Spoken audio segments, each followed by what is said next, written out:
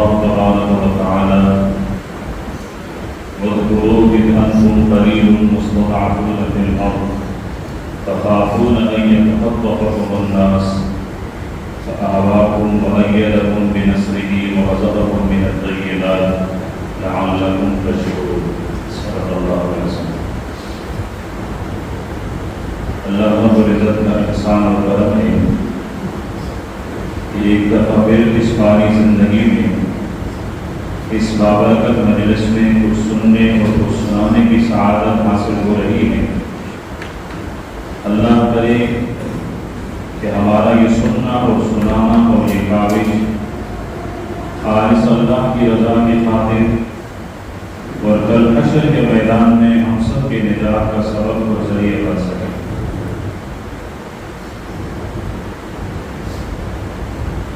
آج کے مجلس کے لیے جو موضوع ہے اس کا آدھا حصہ جمعے کی نشست میں عرض کر دیا گیا تھا.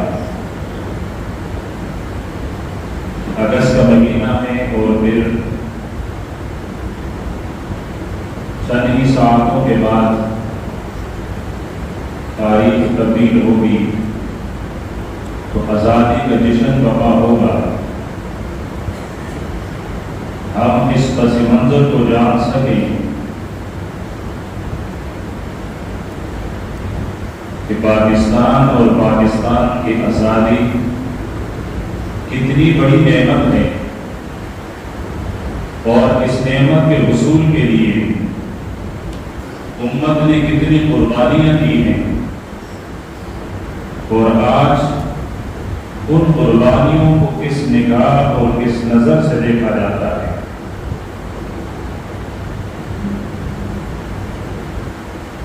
تمہید کے طور پر میں نے عرض کیا تھا کہ بر صغیر پاک و ہند جو اس وقت پاکستان، ہندوستان، بنگلہ دیش، بھوٹان، مالدیپ، سری لنکا ان ممالک پر مشتمل ہیں، اس پورے خطے کو بر صغیر کہا جاتا ہے. اس بر صغیر پر مسلمانوں نے 1000 سال تک حکومت کی ہے اور مسلمانوں کی یہ 1000 سال کی حکومت بلا شرکت غیر، نہ اس حکومت میں مسلمانوں کے ساتھ کوئی صرف شریک رہا، نہ کوئی ہندو شریک رہا، نہ کوئی فرنگی شریک رہا.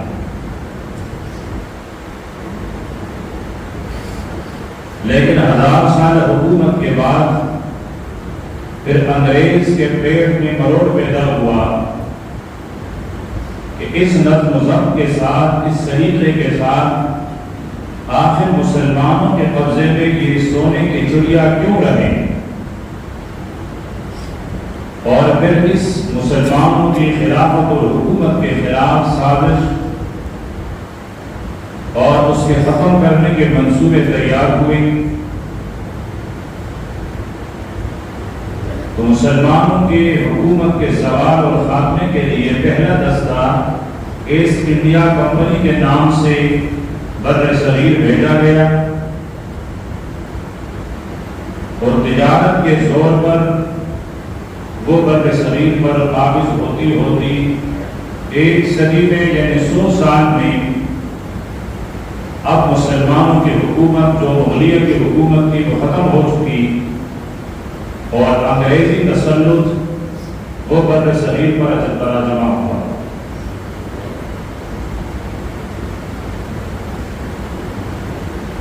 انگریزی حکومت اور انگریزی تسلط سے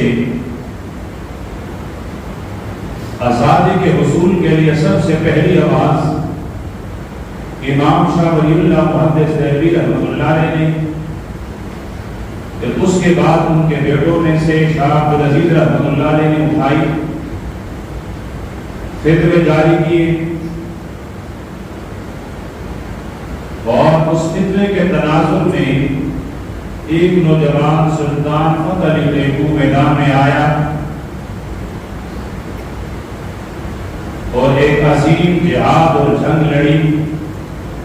لیکن انگریز نے ہمارے ہی صفوں میں غدار پیدا کیے، میر صادق کے نام سے ایک مسلمان ہی کو انگریز نے خریدا، 950 مربع میل زمین اس کے نام پر الٹ کر دی اور اس نے سلطان کے ساتھ غداری کر کے سلطان کو شہید کروایا۔ پھر اس کے بعد دوسری جنگ سراج الدولہ کی قیادت میں لڑی گئی، یہاں بھی میر جعفر کی غداری کی وجہ سے سراج الدولہ شہید کر دیے گئے۔ اس وقت یوں لگ رہا تھا کہ مسلمانوں کی جو رہی صحیح قوت ہے وہ قوت تقریباً ختم ہونے کو ہے۔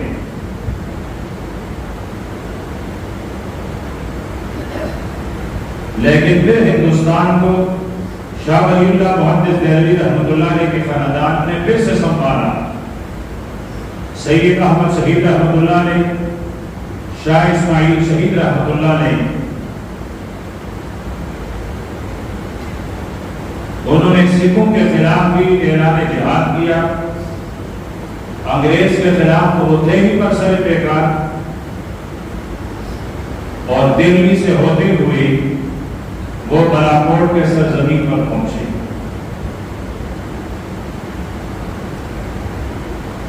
ان تمام علاقوں کو فتح کرتے ہوئے جب وہ بالاکوٹ پہنچے تو سکھوں کی طرف سے رنجیت سنگھ کا پیغام پہنچا کہ شاہ صاحب آپ جہاں ہیں اپنے قدم وہاں روک لیں۔ توجہ میری طرف ہونی چاہیے، اگر ایک کم پر آپ کی توجہ چلی جاتی ہے تو پھر آزادی کی جنگ بڑی مشکل ہو جائے گی، اس کے لیے بہت ساری قربانیاں دینی پڑتی۔ تو رنجیت سنگھ کی طرف سے پیغام آیا کہ شاہ صاحب آپ اپنے قدم روک لیں، جہاں تک آپ نے علاقے فتح کیے وہ آپ کے زیر اثر، اور جتنے میرے پاس ہیں وہ میرے زیر اثر۔ رنجیت سنگھ کا قبضہ اس وقت دونوں پنجابوں پر تھا، ہندوستان کا وہ والا بھی پنجاب، ہمارا پنجاب، اور یہی بر صغیر کا سب سے بہترین خطہ ہے۔ حضرت شاہ صاحب کا جواب تھا کہ اگر میں ملکگیری کے لیے نکلا ہوا ہوگا، زمین کو فتح کرنے کے لیے نکلا ہوا ہوگا، علاقوں کے قبضے کے لیے نکلا ہوا ہوگا، پھر آپ کی بات صحیح تھی، پھر کنٹرول کر لیتے، پھر وہاں تیری حکومت یہاں میری حکومت منظور کر لی جاتی۔ لیکن میں نکلا اس عزم کے تحت تھا کہ میں ہندوستان کے باسیوں کو، رہنے والوں کو رنجیت سنگھ کی مظالم سے نجات دلا کے رکھوں گا۔ آپ نے جو یہاں کے عوام اور رعیہ پر ظلم برپا کیا ہے، میں اس ظلم کے خلاف نکلا ہوں، اور جب تک میرا ظلم باقی ہے تب تک سید احمد شہید کا جہاد بھی برقرار رہے گا۔ یہاں بھی سکھ میں وہی انگریزوں کی چال چلی، اور یہاں سید احمد شہید کے خلاف مقامی آبادی اور کچھ اپنے ہی لوگوں کو خرید کر غداری کے طور پر استعمال کروایا، اور یوں سید احمد شہید رحمۃ اللہ علیہ سجدے کی حالت میں ان کی گردن کاٹ لی، اور ان کا وہ جسم مبارک اور ان کی وہ سر مبارک آج بھی بالاکوٹ کے وادی کے پاس بطور امانت پڑی ہوئی ہے۔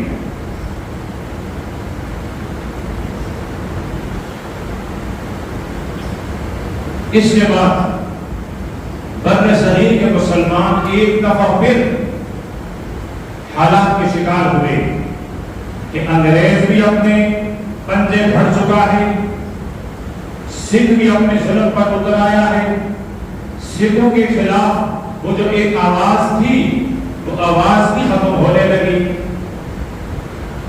تو اللہ پاک نے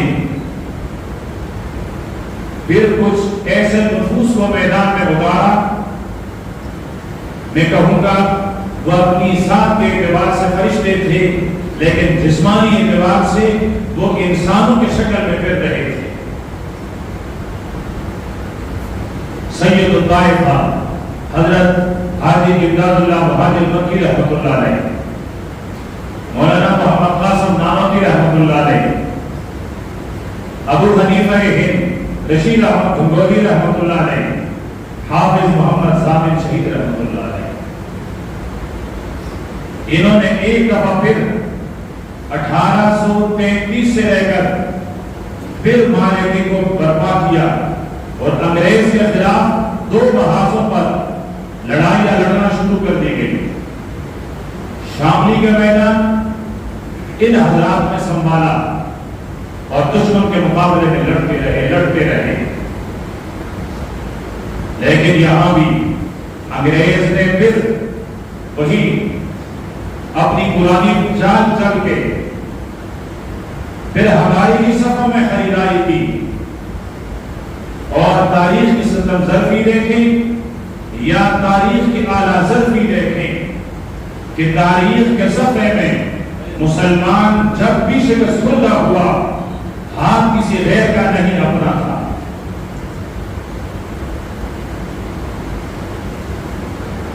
مسلمان کا سانس جب بھی گھٹنے لگا تو پکڑنے والا ہاتھ وہ کسی کے غیر کا نہیں، وہ ہاتھ ہمیشہ اپنا رہا۔ تو یہاں بھی اپنوں کی غداری کی وجہ سے پھر ان کو بظاہر شکست ہوئی۔ یہ وقت کے سلاطین، یہ وقت کے اکابر بزرگ بیٹھے، انہوں نے مشاورت کی کہ اب کیا کریں۔ ایک طرف ہمارے بر صغیر کے مسلمانوں کی قیادت سر چھوڑ کر بیٹھی ہے کہ اب کریں تو کیا کریں، افرادی لحاظ سے بھی ہم کم، مالی لحاظ سے بھی کمزور، انگریز سے بر صغیر کو چھڑوائیں تو کیسے چھڑوائیں۔ دوسری طرف واسرائے برطانیہ، ان کے اعلیٰ دماغ بھی سر جوڑ کر بیٹھے ہیں کہ مسلمانوں سے جان خلاصی ہو تو کیسی ہو، یہ عدد میں بھی ہم سے کم، یہ مال میں بھی ہم سے کمزور، لیکن اس کے باوجود وہ کون سا میدان ہے جو انہوں نے ہمارا پیچھا نہ کیا ہو۔ یہ انگریز سے خلاصی کے منصوبے، وہ مسلمانوں سے خلاصی کے منصوبے سوچ رہے ہیں۔ یہاں فیصلہ یہ ہوا کہ ہمارے لیے بہترین مشعل راہ پیارے پیغمبر صلی اللہ علیہ وسلم کی سیرت ہے کہ پیارے پیغمبر نے بھی مکہ والے دور میں حکمت سے کام لیا، افرادی قوت کو جمع کیا، اور جب آپ مقابلے کے قابل ہوئے تو مدینہ منورہ سے آپ نے مقابلے کی آغاز بھی فرمائی۔ آپ صلی اللہ علیہ وسلم خود جب آپ نے تلوار لی ہے اور میدان میں اترے ہیں 27 دفعہ، اور یہ 27 غزوات آپ کے مدینے والے مکمل جو 9 سال کی زندگی ہے اس میں لڑی گئی ہے۔ 9 سالہ زندگی، اس میں 27 غزوات پیارے پیغمبر نے خود تلوار میدان میں ہاتھ میں لے کر میدان میں نکلی، اور 70 کے قریب پیارے پیغمبر نے وہ لشکر بھیجے جہاں کمانڈر پیغمبر کے بجائے کوئی صحابی کو مقرر کر کے بھیجا گیا۔ اس طرح کے لشکر اللہ کے پیارے پیغمبر نے 70 71 کچھ کم زیادہ اتنے بھیجے ہیں۔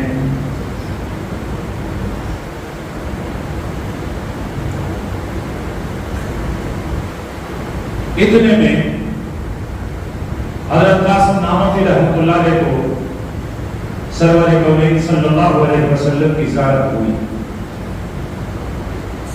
اور خواب میں آپ صلی اللہ علیہ وسلم نے حضرت قاسم نانوتوی رحمۃ اللہ علیہ سے فرمایا کہ آپ دیوبند کے وادی میں جا کر ایک تعلیم گاہ کی بنیاد رکھیں۔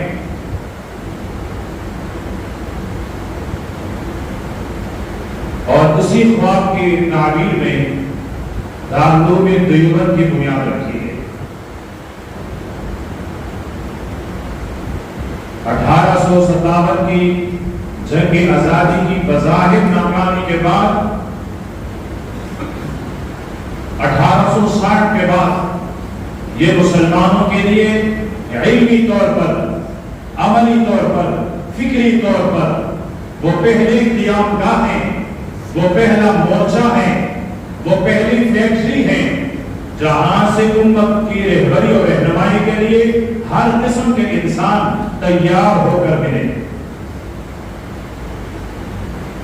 دوسری طرف انگریز اس نتیجے پر پہنچا ہے کہ جب تک مسلمانوں کے پاس رب کا یہ مبارک کلام موجود ہے تب تک ہم انگریز مسلمانوں پر قابض نہیں ہو سکتے۔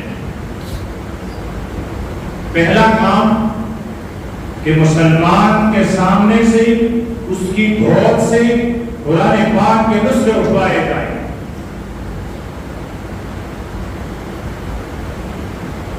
اس وقت بر صغیر پاک و ہند 3.5 لاکھ سے کچھ زیادہ قرآن پاک کے اٹھا کر قرآن پاک کے نسخوں کو جلایا گیا۔ 3.5 لاکھ سے زائد قرآن پاک کے نسخے انگریز نے جلائے۔ میرا نوجوان آج انگریز کی نقالی کرتا ہے، لباس پہنتا ہے تو انگریز کی طرح، بات رکھتا ہے تو انگریز کی طرح، فیشن کرتا ہے تو انگریز کی طرح۔ یہی وہ ہے، یہی ہے جس نے میرے اور آپ کی بنیادوں کو ختم کرنے کے لیے قرآن پاک کے نسخوں کو جلایا تھا، اور 1 2 سینکڑوں کے حساب سے، ہزاروں کے اعتبار سے نہیں، لاکھوں کے حساب سے جلایا۔ ایمانی حمیت اور ایمانی غیرت کا بھی تقاضا ہوتا ہے جو میرے مذہب کی کتاب کے ساتھ اس طرح کا رویہ رکھے، میں پھر بھی اس کی شباہت اختیار کروں، پھر کہاں گئی میری غیرت ایمانی، کہاں گئی وہ میری حمیت؟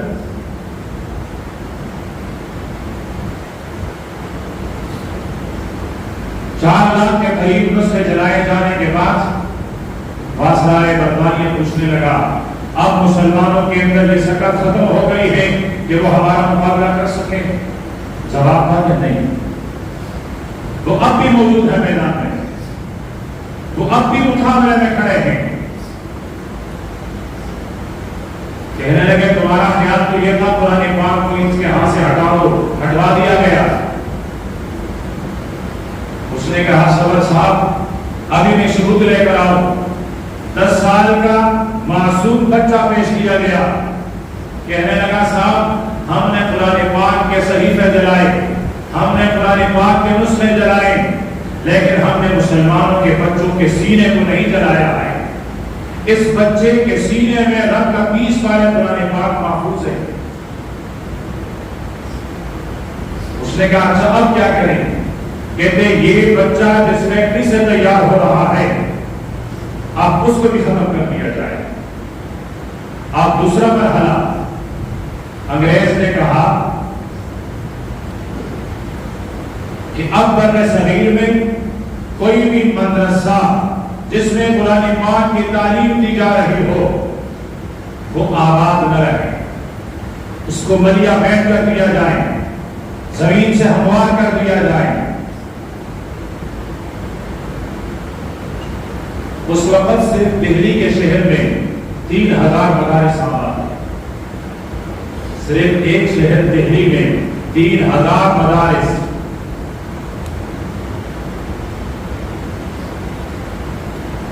انگریز نے اب دوسری کارروائی شروع کی، پورے بر صغیر میں کوئی ایک مدرسہ بھی باقی نہیں رہنے دیا، اینٹ سے اینٹ بڑھا دی گئی، ختم کر دیا گیا۔ سروے کرنے کے بعد اب کوئی مدرسہ، کوئی دیوار، کوئی چبوترا باقی ہے؟ کہتے نہیں سر ختم۔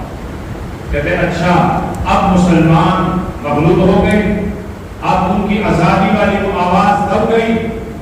جواب آیا نہیں، اب بھی زندہ ہے، اب بھی موجود ہے۔ کہتے اب ان کے قرآن پاک بھی نہیں رہے، جہاں ان کو قرآن پاک کی تعلیم دی جا رہی تھی وہ مقامات بھی نہیں رہے۔ اب ان کے اندر وہ کون سی طاقت باقی ہیں جو ہمارے مقابل مسکرا رہی ہے؟ رپورٹ پیش کیا گیا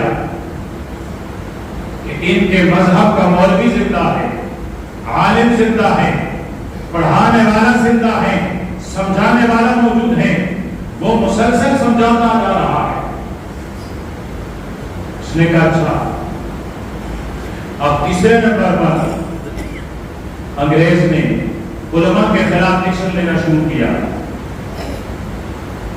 جہاں ملے قتل کر دیا جائے، پھانسی چڑھایا جائے، مقدمے دائر کر دیے گئے۔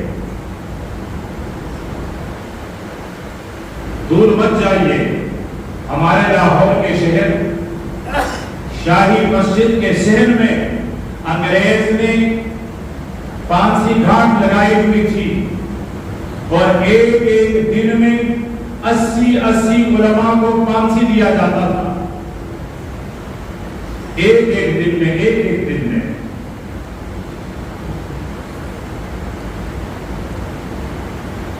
کسی اردو تاریخدان کا نہیں، کسی مسلمان مورخ کی بات نہیں، مورخ بھی انگریز ہیں، زبان بھی ان کی اپنی ہے، تاریخ بھی وہ اپنی خود لکھتا ہے، کتاب بھی انگریز کی، زبان بھی ان کی، مورخ بھی وہ اپنے قوم کا، اپنے مذہب کا، اپنے نظریے کا وہ لکھتا ہے۔ دہلی سے لے کر خیبر تک سڑک کے دونوں کنارے ایسا کوئی درخت نہیں تھا جس کے ساتھ کسی عالم کی لاش نہ لٹک رہی۔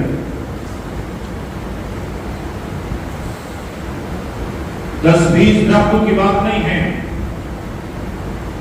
100 اور 500 علماء کی پھانسی کی بات نہیں۔ دہلی کے شہر سے لے کر خیبر پشاور تک دونوں ملکوں کے درمیان فاصلے ملانے کے لیے جو سڑک تھی اور ان کے دونوں کنارے جتنے درخت تھے، ہر درخت کے ساتھ ایک عالم کی لاش رکھ رہے تھے۔ یہ انگریز مورخ لکھتا ہے۔ آگ جلا کر زندہ انسانوں کو، علماء کو آگ کے انگاروں میں ڈال دیا جاتا تھا۔ یہ بلال حبشی اور سہیل رومی کی سنت یہاں ہندوستان میں زندہ کی جاتی ہے۔ شیخ الہند حضرت محمود حسن دیوبندی رحمۃ اللہ علیہ تحریکی ریشمی روال کے موجد پوری دنیا میں گھومے پھرے، نقشہ تیار کیا ہندوستان کی آزادی کا، لیکن یہاں بھی وہی ستم زرفی، غداری کہیں اور نہیں، شریف مکہ نے کی۔ وہ سارا منصوبہ انگریز کے سامنے رکھا، شیخ الہند کو گرفتار کر کے مالٹا کے جیل میں بھیجا گیا۔ ہائی قربان صاحب، مجھے کہاں یاد آئے، جب استاد کی گرفتاری کا عہد ہوا تو ایک شاگرد اپنے ساتھ سفید لڑکا وہ کندھے پر اٹھا کر اس کے پیچھے جا رہا تھا۔ انگریز نے کہا ہم نے اس ایک بوڑھے کے لیے وہاں مالٹا جیل جانے کا حکم کیا ہے، تم ان کے پیچھے پیچھے کیوں جا رہے ہو؟ کہنے لگے میں ان کا شاگرد ہوں، اس کا خادم ہوں۔ اس نے کہا مہمان بنا کر ہم نے نہیں رکھنا، قیدی بنا کر رکھنا ہے، اذیت دینی ہے۔ اس نے کہا جو میری استاد کی سزا وہ مجھے بھی منظور، میں اپنے استاد کے بغیر رہ نہیں سکتا۔ اس نے کہا اچھی بات ہے، ہم تو تمہیں قید نہیں کرنا چاہتے، لیکن اگر تم خود ایک کے بجائے 2 جانا چاہتے ہو تو منظور۔ شیخ الہند کو شیخ الاسلام سمیت مالٹا کے جیل میں رکھا گیا۔ آزادی ہوئی، واپس آئے، جب شیخ الہند دنیا سے رخصت ہو گئے، جب ان کو غسل دیا جانے لگا تو آپ کے پیش مبارک میں جو انگریز نے آپ کو سلاخوں سے دھاگا تھا وہ اتنے کڑے تھے کہ 3 انچ تک غسل کرنے دینے والوں کے ہاتھ اور ان کی انگلیاں ان کے اندر دب جایا کرتی۔ یہ ایک بوڑھے عالم کی حال جس نے میری اور آپ کی آزادی کے لیے، میری اور آپ کی حریت کے لیے اپنے بدن پر یہ سب کچھ سہا ہے، برداشت کیا ہے، ورنہ وہ بھی انگریز سے مربع لے لیتا، وہ بھی انگریز سے عہدے لے لیتا، اس کو کیا تھا، اس کی خاندان، اس کی اولاد آج یہاں ہوتی، لیکن اس نے اپنی بھی قربانی دی، اپنی خاندان اولاد کی قربانی دی، اپنی شاگردوں کی قربانی دی۔ شیخ الہند کے ساتھ یہ رضاکارانہ طور پر گرفتاری دینے والا، یہ بر صغیر کا عظیم سپوت سید حسین احمد مدنی رحمۃ اللہ علیہ، میں تھوڑی دیر بعد آؤں گا کہ حضرت مدنی رحمۃ اللہ علیہ کے متعلق لوگ کیا تانے دیتے ہیں، اور اس وقت حضرت مدنی کی بات اور آج کی حالات سامنے رکھ کر بتاؤں گا کہ اب فیصلہ کرو، کیا حضرت مدنی غدار تھے؟ تب فیصلہ آپ کیا سننے والے پر ہوگا، وہ فیصلہ کرے گا۔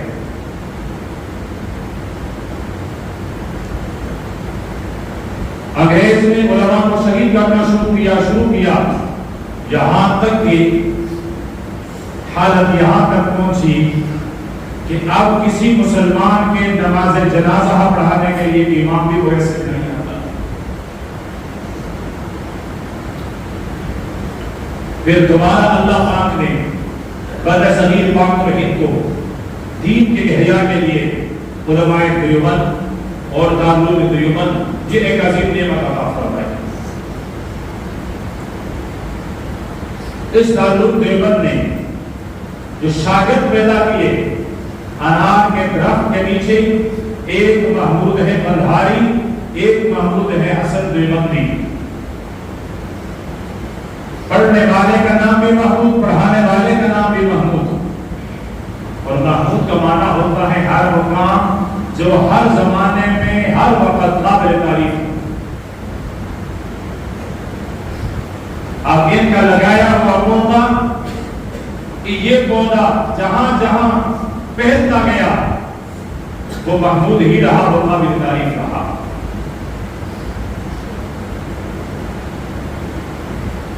دارالعلوم دیوبند کا ایک فاضل ہے حضرت اشرف علی تھانوی رحمۃ اللہ علیہ،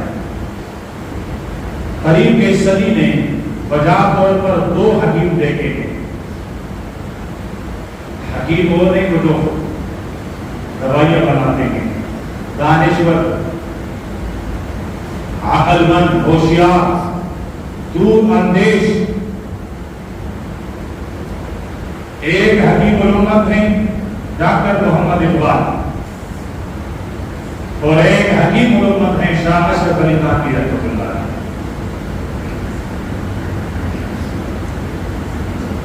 علامہ عبد الماجد دریابادی رحمۃ اللہ علیہ فرماتے ہیں میں 1927 میں حضرت تھانوی رحمۃ اللہ علیہ کے ہاں حاضر ہوا۔ حضرت تھانوی رحمۃ اللہ علیہ کے پاس جانے کے آداب بڑے سخت تھے۔ فرماتے ہیں میں بھی رات کو آیا، میں نے رات انتظار کیا، صبح اپنا پیغام بھیجا تو مجھے بلایا گیا، لیکن فرمایا جب میں وہاں گیا تو میں حیران رہ گیا کہ حضرت تھانوی رحمۃ اللہ علیہ کے اصول تو ہیں پر کھڑے، لیکن حضرت تھانوی رحمۃ اللہ علیہ نے اپنے آپ کو کبھی اصولوں کا محکوم نہیں بنایا تھا، وہ اپنے اصول کا بھی حاکم تھا۔ پر میں میرے 10 منٹ کا وقت گفتوں پر محیط رہا، اور اسی مجلس میں حضرت تھانوی رحمۃ اللہ علیہ نے فرمایا میرا دل چاہتا ہے کہ بر صغیر کے مسلمانوں کے لیے ایک الگ ریاست ہو، ایک الگ مملکت ہو، ایک الگ خطہ ہو، جہاں رب کے احکامات نافذ ہو، جہاں مسلمان آزادی کے ساتھ اپنے دین اسلام کے احکامات پر عمل کر سکیں اور اس کو ترویج دے سکیں۔ 1927 1928 ان سالوں میں یہ پاکستان کا سب سے پہلے فکر دیا ہے دارالعلوم دیوبند کے ایک سپوت عالم اشرف علی تھانوی رحمۃ اللہ علیہ۔ تاریخ آپ کو نہیں بتایا۔ اس کے 3 سال بعد 1930 میں ڈاکٹر اقبال نے اپنے ایک صدارتی خطبے میں یہی سب کچھ دہرایا ہے جو 3 سال پہلے اشرف علی تھانوی رحمۃ اللہ علیہ نے فرمایا تھا کہ میری خواہش، میری تمنا بھی یہ ہے کہ مسلمانوں کے لیے ایک آزاد ریاست اور ایک آزاد مملکت ہو، لیکن آزاد مملکت شراب نوشی کے لیے نہ ہو، حرام خوری کے لیے نہ ہو، دھوکے اور فریب کے لیے نہ ہو، حقوق کے مصرف کے لیے نہ ہو، بلکہ وہ آزاد ریاست اس کے اوپر اللہ پاک کی حاکمیت ہو، اللہ پاک کا قانون اس پر جاری اور ساری ہو، اور وہاں کے رہنے والے قرن اول کی طرح کھڑے مسلمان یہ خواب تھا ڈاکٹر اقبال۔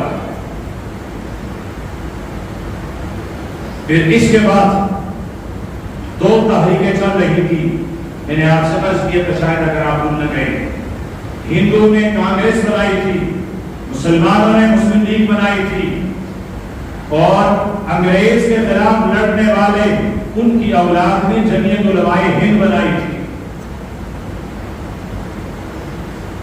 اور 1930 تک بلکہ 1940 تک کانگریس اور جمعیت علماء ہند ایک ساتھ چلتی رہی۔ جب الیکشن ہوئے کانگریس کو غلبہ ملا، انہوں نے حکومت بنائی، یہاں تک کہ کانگریس نے وہاں سے بھی کامیابی حاصل کی جہاں مسلمانوں کی اکثریت تھی۔ اس کے بعد اس نے مسلمانوں کے حقوق پر ڈاکہ ڈالنا شروع کیا، مسلمانوں کو تنگ کرنا شروع کیا۔ یہی وہ موقع تھا جب ہندوستان کے مسلمان ایک دفعہ پھر سوچنے پر مجبور ہوئے کہ پہلے ہم نے انگریز سے آزادی حاصل کی، ہمارا خیال یہ تھا کہ ہم اور ہندو اگرچہ مذہب کے اعتبار سے الگ الگ ہیں لیکن ایک ملک کے واسی ہیں، ایک ملک کے شہری ہیں، ہم ہیں تو ہندوستان کے رہنے والے، ایک دوسرے کے ساتھ مذہبی رواداری کے ساتھ چلتے رہیں گے۔ لیکن ہندو وہ انگریز سے بھی زیادہ مکار نکلا، وہ بات کرتا تھا میدان میں آ کر، اور یہ زبان پر رام رام اور بغل میں چھری، یہ تو اس سے بھی دوہرا منافق نکلا۔ تو اب یہاں پھر ہندوستان کے مسلمانوں نے آواز لگائی کہ اب ہمیں ایک الگ خطہ چاہیے، اور وہ الگ خطہ اس کے لیے 1943 میں چودھری رحمت علی نے نام تجویز کیا پاکستان میں کہ وہ الگ خطہ وہ پاکستان کا ہو، اور یہی وہ پوائنٹ تھا جب محمد علی جناح کانگریس سے الگ ہو کر مسلم لیگ میں شامل ہوئے، ورنہ اس سے پہلے ان کی جھکاؤ پوری کانگریس کی طرف، بلکہ وہ باقاعدہ طور پر باریان کانگریس میں سے ایک بنیادی ممبر تھا۔ اور درمیان میں کچھ حالات ایسے بھی آئے کہ دل برداشت نہ ہو کر یہ واپس انگلستان اور لندن چلا گیا، لیکن جب علامہ اقبال اور اشرف علی تھانوی رحمۃ اللہ علیہ نے یہ تصور پیش کیا تو محمد علی جناح صاحب پھر تشریف لائے اور پھر مسلمانوں کی قیادت اور سیاست شروع کی۔ اب ایک طرف مسلم لیگ کی قیادت تھی، محمد علی جناح نے جمعیت علماء ہند میں سے اشرف علی تھانوی رحمۃ اللہ علیہ، علامہ شبیر احمد عثمانی رحمۃ اللہ علیہ، علامہ ظفر احمد عثمانی رحمۃ اللہ علیہ، مفتی محمد شفیع دیوبندی رحمۃ اللہ علیہ، مفتی محمد حسن رحمۃ اللہ علیہ، یہ تمام علماء یہ اس حق میں تھے کہ پاکستان کے نام پر ایک الگ ملک وجود میں آنا چاہیے۔ جمعیت علماء ہند کی قیادت میں سے دوسری طرف تھے شیخ الاسلام سید حسین احمد مدنی رحمۃ اللہ علیہ، مرد کلندر سید عطا اللہ شاہ بخاری رحمۃ اللہ علیہ، علامہ ابوالکلام آزاد رحمۃ اللہ علیہ، مفتی حبیب الرحمان لدھیانوی رحمۃ اللہ علیہ، یہ بڑے بڑے اکابر یہ اس حد میں تھے کہ آپ الگ ملک حاصل نہ کریں. اب میں آتا ہوں اس بنیادی نقطے پر. آج ایک کلین شیخ ایک بابو مجھے تانا لیتا ہے کل تو تمہارے بڑے پاکستان کے مخالف تھے, آج تم پاکستان کا وکیل بنا ہوا ہے. میں نے یہ لمبی تاریخ اس لیے بیان کی ہے کہ یہ خون کی ندیاں ہمارے اکابر میں بھی ہیں. یہ ہزاروں جانوں کی قربانیاں میرے اکابر میں بھی ہیں. یہ کٹتے ہوئے سر کسی سر کے نہیں, یہ علماء کے تھے. انگریز نے شراب ان کی پیالوں میں ڈالے, انہوں نے پیالے پیش کیے اور میرے اکابر کی داڑیاں انہوں نے تمثل اور مذاق کے طور پر شراب سے بندی کروائی ہے. الحمدللہ مجھے اپنی اکابر کی تاریخ یاد ہے اور بجا طور پر میں مسلمان ہو کر ایک مولوی ہو کر اپنی اکابر کی اس تاریخ پر فخر کرتا ہوں کہ میں نے تن کے ٹکڑے کروائے ہیں, لیکن میں نے جان بچانے کے لیے انگریز کی کاسر ایسی نہیں کی ہے. میں ان کا بھوک پالس نہیں رہا. ان علماء کا خیال یہ تھا کہ پورے بر صغیر کے مسلمان نہ صحیح کچھ حصہ وہ مسلمان تو کم سے کم آزاد ہو کر محکوم نہ ہو, وہ آزادی کے ساتھ اپنے مذہب کے مطابق عمل کر سکے. دوسری طرف حضرت مدنی رحمۃ اللہ علیہ فرماتے تھے پاکستان مت بناؤ. ان کے پاس دو دلیلیں. پہلی دلیل فرمایا 1000 سال جو ہم نے بر صغیر پر حکومت کی ہے تو وہ 1000 سال کی حکومت ہماری تھی, مسلمانوں کی تھی. اب اگر حکومت ملنی ہے تو ہم اپنے حکومت میں ہندو کو کیوں حصہ دار بنائیں؟ حصہ ورثہ تو میرے اکابر کا ہے, مسلمانوں کا ہے.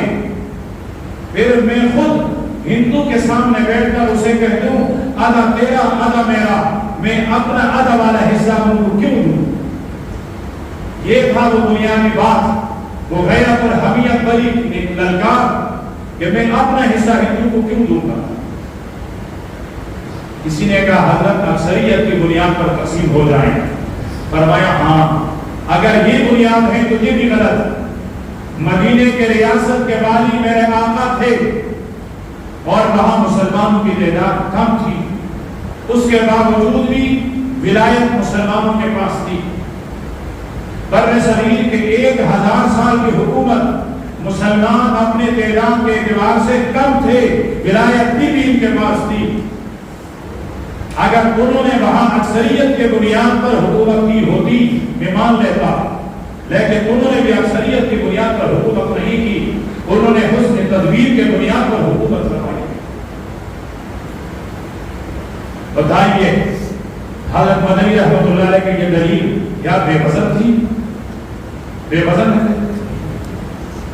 کتنا وزنی دلیل, کتنا غیرت بھرا پیغام کہ جو میرے بڑوں کا ورثہ ہے وہ مجھے ملنا چاہیے, جو میرے اکابر کے ورثے کا وارث نہیں ہے میں کیوں ورثے میں ان کو شامل کرتا ہوں. دوسری دلیل فرمایا تم ہندوستان بر صغیر کی تقسیم کرنے نہیں, تم بر صغیر کے مسلمانوں کو تقسیم کرنے جا رہے ہو. اگر یہ تقسیم بر صغیر کو ہوتی میں مان لیتا, لیکن میں اس لیے مان نہیں رہا ہوں کہ یہ بر صغیر کی تقسیم نہیں ہو رہی ہے, یہ بر صغیر کے مسلمانوں کی تقسیم ہو رہی ہے. یہ مسلمان الگ ہو جائیں گے, وہ والے مسلمان الگ ہو جائیں گے, ان کو بھی اسلامی حکومت نہیں ملے گی, ان کو بھی اسلامی حکومت نہیں ملے گی, اور پھر ہم کبھی بھی اس پوزیشن میں اکٹھے نہیں ہو سکیں گے کہ بر صغیر میں ہماری وہ گئی ہوئی تاریخ ہمیں پھر سے مل سکے. تو اس لیے میری فریاد یہ ہے کہ آپ ہندوستان کو تقسیم مت کریں, بلکہ آواز یہ اٹھائیں کہ ہندوستان کا حاکم مسلمان ہو. یہ آواز اٹھائیں.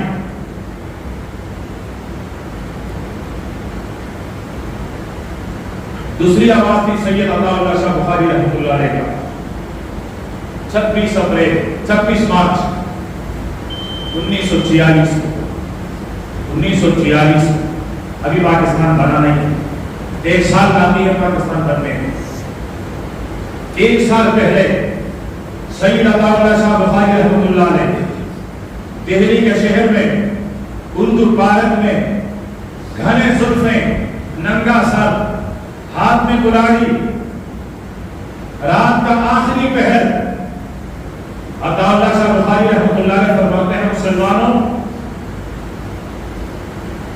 تمہیں صبح ہونے کا یقین ہو یا نہ ہو، لیکن مجھ عطا اللہ کو یقین ہے کہ کچھ گھنٹے کے بعد سورج نمودار ہو کر اگلی صبح برپا ہوگی. میں اس صبح کے برپا ہونے میں شک تو کر سکتا ہوں لیکن پاکستان کے بننے میں شک نہیں کر سکتا. اب پاکستان بن کے رہے گا مجھے یقین ہے. یہ عطا اللہ شاہ بخاری رحمۃ اللہ علیہ پاکستان کے 1 سال بننے سے پہلے فرما رہا ہے. ہم جن کے اولاد ہیں وہ بلند پائے کے بزرگ تھے، مصاحب کرامت تھے، وہ اللہ کے ولی تھے. پر مجھے یقین ہے وہ صبح ضرور آئے گی جب پاکستان الگ ہوگا، پاکستان الگ ملک وجود میں آئے گا. لیکن فرمایا نوجوانوں میں تمہیں کیا بتاؤں، بات جذبات کی نہیں، بات سمجھنے کی ہے. یہ الفاظ میرے نہیں، شاہ جی کے الفاظ ہیں. عطا اللہ شاہ بخاری فرماتے ہیں بات جھگڑے کی نہیں، بات جذبات کی نہیں، بات سمجھنے کی ہے. پھر فرمایا کہ جو تمہارے حریت اور آزادی کے سرخیل ہیں کہ یا انہوں نے آج تک اپنے جسم پر میرے آقا کی شریعت کو لاگو کیا ہے، اگر ان کے 6 فٹ بدن پر میری آقا کی شریعت نہیں ہے اور یہ اپنے 6 فٹ بدن پر میرے آقا کی شریعت کو نافذ اور لاگو نہیں کر سکتے ہیں، نوجوانوں یہ تمہیں کون سا اسلام دیں گے؟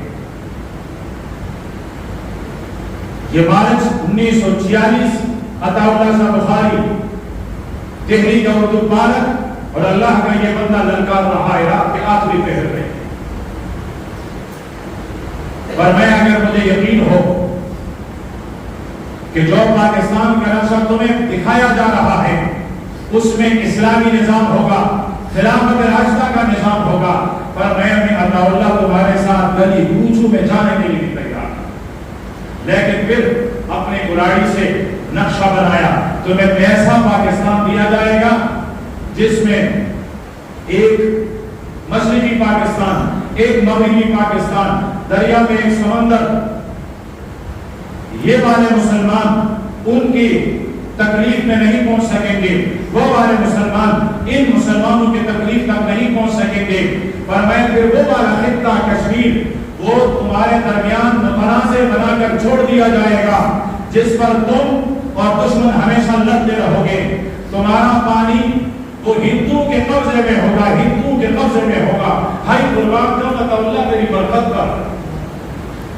سن 46 میں تم نے کہا آج میرا پنجاب کیوں ڈوبا ہے، کیوں ڈوبا ہے آج میرا پنجاب؟ شہر کے شہر بلیا میں کیوں ہوئے؟ کیا میرے ہی خطے میں سیلاب آیا تھا؟ میرے خطے میں پاکستان میں سیلاب آیا؟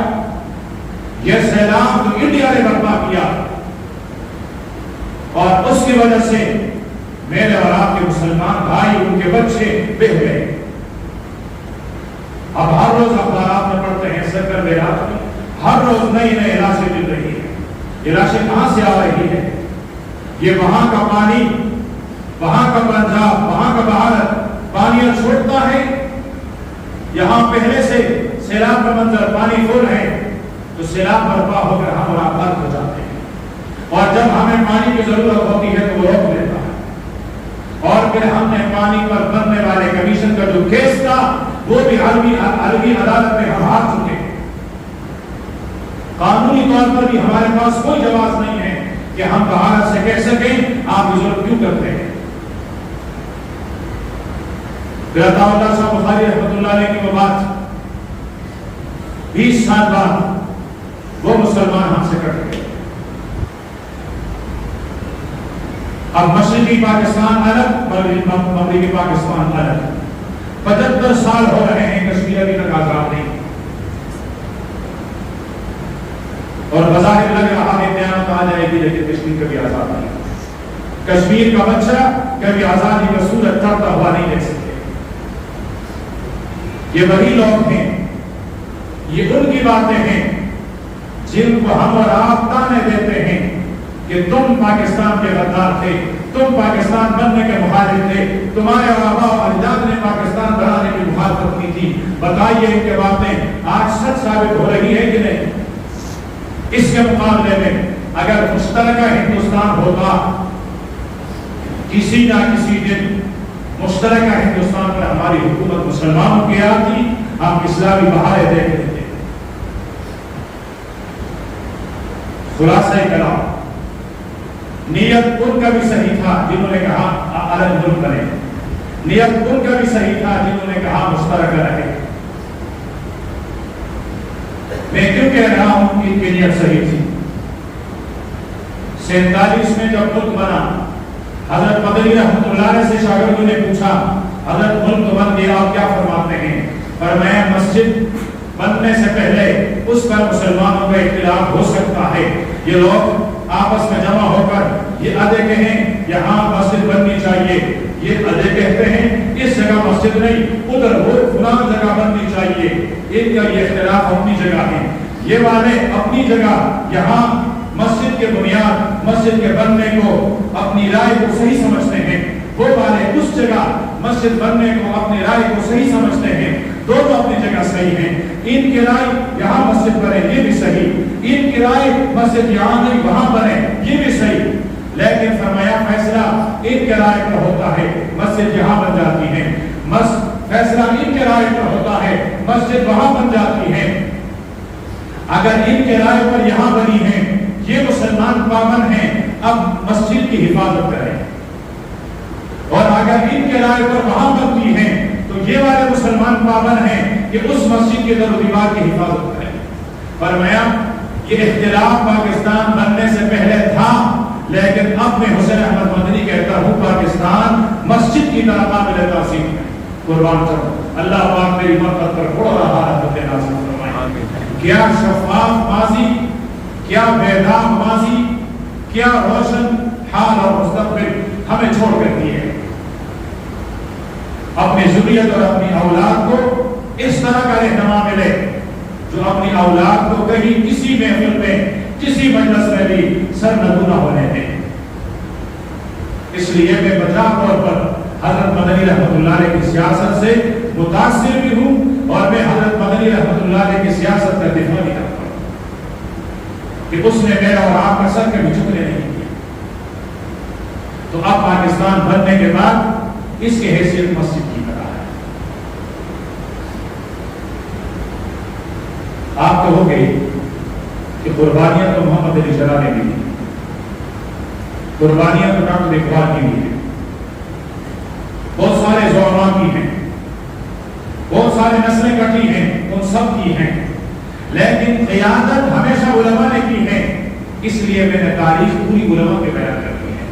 ورنہ یہ تمام لوگ زمیندار بھی تھے، تاجر بھی تھے، وکلا بھی تھے، ہر پیشے ہر طبقے کے لوگ وہ شامل رہے. انہوں نے پاکستان کے بنیادوں میں اپنے جگر گوشوں کو دفن کیا ہے. میں اختتام کی طرف آ رہا ہوں. تھوڑی دیر بعد توپوں کی سلامی ہوگی، گانے ہوں گے، بازے ہوں گے، شراب کی مجلسیں ہوں گی، کباب کی مجلسیں ہوں گی.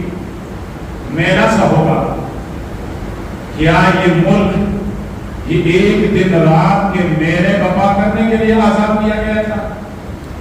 اگر یہی بات تھی تو پھر ہمارے 24 گھنٹے کے بعد ہمارے پڑوس میں یہی سب کچھ ہوگا. پھر 24 گھنٹے کا انتظار کیا جاتا، یہ میلہ یہاں کے بجائے وہاں سجایا جاتا. جس سال ہم آزاد ہوئے اسی سال اسرائیل کی بنیاد رکھی گئی. اگر یہی میلہ ہی برپا کرنا تھا پھر اس کی کیا ضرورت تھی اسرائیل میں جا کر میلہ بنا لیتے.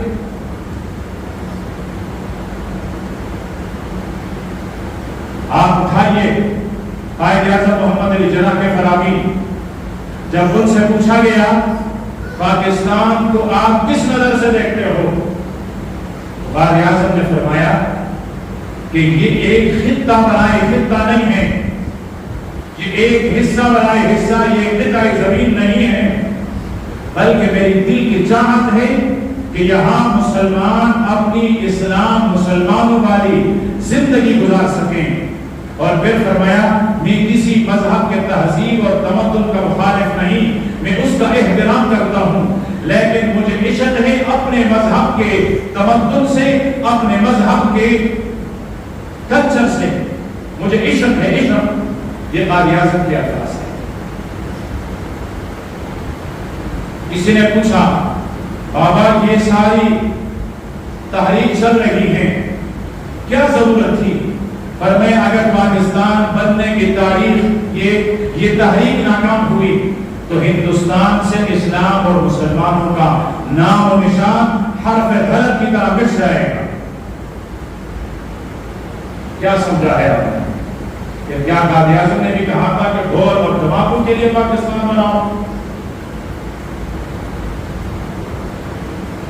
کسی نے پوچھا آپ کے پاس علماء، تو فرمایا میرے صف میں بہت سارے علماء ہیں، لیکن میرے صف میں ایک تو عالم ہیں کہ وہ ہندوستان کے تمام علماء پر باری ہیں. اور پھر نام لیا شاہ اشرف علی تھانوی رحمۃ اللہ علیہ. پھر بلاد رسول آئی کہ یہاں بھی پاکستان کا سبز ہلالی پرچم لہرایا جانا تھا، مشرقی پاکستان میں بھی سبز ہلالی پرچم لہرایا جانا تھا. انتخاب کس کا ہوا؟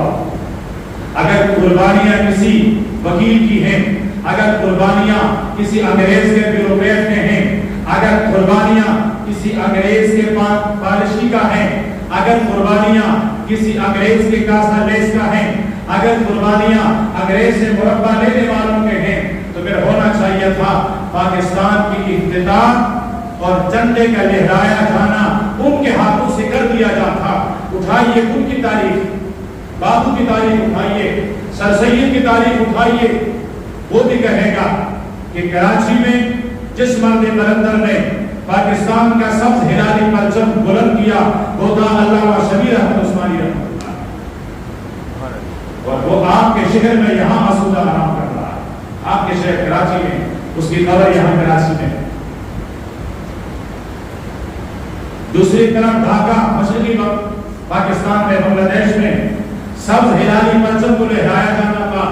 اشرف علی تھانوی رحمۃ اللہ علیہ کے بھانجے علامہ ظفر احمد عثمانی کا انتخاب کیا گیا، انہوں نے وہاں جھنڈا لہرایا. پھر بھی مجھے تانے دیتے ہو تمہارے اکابر نے پاکستان بننے کے لیے کیا کیا؟ اگر قربانیاں میری نہیں تھی، میرے اکابر کی نہیں تھی، پھر اس پگڑی کی لاش کیوں رکھی گئی؟ پھر ان ہاتھوں سے یہ سبز ہلالی پرچم کیوں لہرایا گیا؟ صرف یہ بھی نہیں، حضرت ظفر احمد عثمانی رحمۃ اللہ علیہ کے شیخ ہیں عبد الغنی گلپوری رحمۃ اللہ علیہ، ہمارے بالکل پڑوس میں آرام فرما رہے ہیں، بالکل قریب. بہت بڑے بزرگ ہیں، پاکستان بننے کے بعد یہاں پر تشریف لائے تو اپنے مریدین سے کہنے لگے اب دل نہیں کرتا ہے دوبارہ بھارت جانے کا. ایک جملہ ارشاد فرمایا انہوں نے، اس ملک کے محبت میں کہا ہے، شاید مسئلے میں پر مناسب نہ ہو لیکن اب زبان پر آ گیا. فرمایا کہ میں اگر ہندوستان کی طرف بھارت کی طرف بیٹھ کر پیشاب کرنے لگوں تو تب بھی میں اپنی پیشاب کی توہین سمجھتا ہوں. یہ ہے غیرت، یہ ہے حمیت. اور پھر فرمایا کہ مجھے یہاں رہنے دو اس لیے کہ پاکستان کی زمین سے مجھے جنت کی خوشبو آ رہی ہے. پاکستان کی زمین سے مجھے جنت کی خوشبو آ رہی ہے. اور پھر مرد قلندر اس شہر کراچی میں پاپوش کے قبرستان میں آسودہ آرام ہے. یہاں ہے. میں جب بھی وہاں سے گزرتا ہوں 2 منٹ کے لیے رک سکتا ہوں. تو نے اپنے وطن کو چھوڑا اس وطن کی محبت کے لیے. ہم آپ کے بیٹے ہیں, ہم آپ کا اشارے سے بات کریں گے, ہم آپ کے مذہب پر گزرتے ہوئے سلام بھی کریں گے, فاتحہ بھی پڑھیں گے. تو یہ ملک جو بنا ہے 1 کروڑ لوگوں نے ہجرت کی ہے. 1 کروڑ لوگ, 2 3 4 5 انگلیوں پر گننے نہیں, کروڑ حساب. انہوں نے ہجرت کی ہے, اپنے وطن کو چھوڑا ہے, اس وطن میں آ کر آباد ہوئے. وہ کس طرح آئے؟ ہندوستان سے قافلہ چلا 100 آدمیوں کا, 50 عورتیں 50 مرد. جب وہ پاکستان میں پہنچتے تھے تو 3 لنگڑے لولے مرد موجود ہوتے تھے. 97 راستے میں جامع شہادت نوش کرتے تھے. یہ اس ملک کی بنیادوں میں دفن ہیں یہ لوگ. وہ میری بہنیں جنہوں نے کنویں میں چھلنگیں لگائی ہیں اپنی حیا اور عصمت کی حفاظت کے لیے, اپنے آپ کو زندہ درگور کیا ہے, اور نہ جانے وہ کتنے تھے جن کی عصمت دری کی گئی.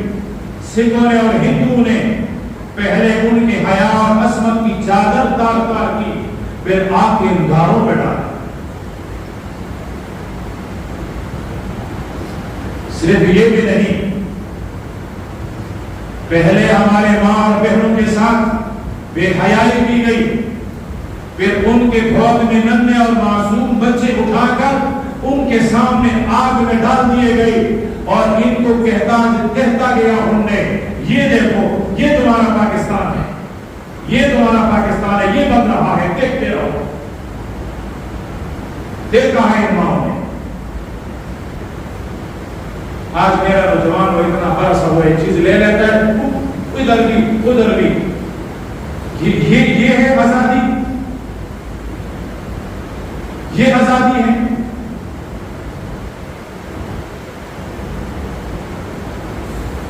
میرا ملک آزادی میں مجھے نیا نغمہ دیتا ہے, نیا گانا. وہاں دیکھو تیرا پڑوسی ایک ہی دن میں آزاد, وہ ترقی میں کہاں پہنچا, اور تم ابھی تک اسی میں لگے ہوئے ہو کہ ہر 14 اگست کو نغمہ کوئی نیا ہے. باجے کی آواز وہ بہت زیادہ اوپر ہو جائے گی. کیا ان ماؤں کی قربانی, ان بہنوں کی قربانی, ان جوانوں کی قربانی اسی کے لیے تھی؟ مجھے سب سے زیادہ دکھ اور غم تب ہوتا ہے جب اگست کی 14 تاریخ کو میرا نوجوان گانے پر ڈول بجا کر رقص کر رہا ہوتا ہے, میرا دل دکھ رہا ہوتا ہے. ربا, اگر حشر کے میدان میں آزادی کے ان متوالوں نے, ان شہیدوں نے میرے اور آپ کے ان کے ریبانوں میں ہاتھ ڈال کر پوچھا, بتاؤ ان گانے بجانے کے لیے ہم لٹ کر آئے تھے, عزتیں لٹائی تھی, اس لیے کیا جواب دیں گے؟ تعمیر کا کوئی جذبہ میرے اور آپ کے پاس نہیں, ملک کے پاس نہیں, ملک کے حکمرانوں کے پاس نہیں, ملک کے باسیوں کے پاس نہیں.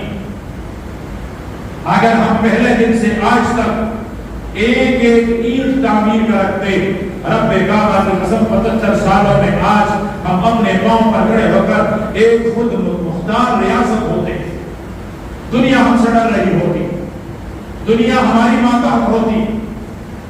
لیکن ہم نے بنیادوں میں رکھتے ہوئے ہر اینٹ کو کھینچنے کی کوشش کی ہے, لگانے کی کوشش نہیں کی ہے. ہمارا اگلا دن بگڑ رہا ہے. میری اور آپ کی ذاتی زندگی میں بھی کوئی تبدیلی نہیں آئی. کم سے کم ہر اگست کی 14 تاریخ کو یہ ہم عزم کر لیں, میرے اندر فلاں خوبی نہیں ہے, اس سال یہ ایک خوبی اپنے اندر پیدا کرو. میرے اندر اتنے سارے خرابیاں ہیں, یہ ایک خامی اس سال پورے سال کے لیے چھوڑ دوں گا. 22 کروڑ لوگ جب یہ عہد کریں گے ایک بلائی کا, تو 22 کروڑ بلائیاں معاشرے میں پہلے گی. 22 کروڑ خرابیاں دفن ہو جائے گی، لیکن یہ کبھی سوچا ہی نہیں۔ میرا شکوہ حکمرانوں سے نہیں، کیوں؟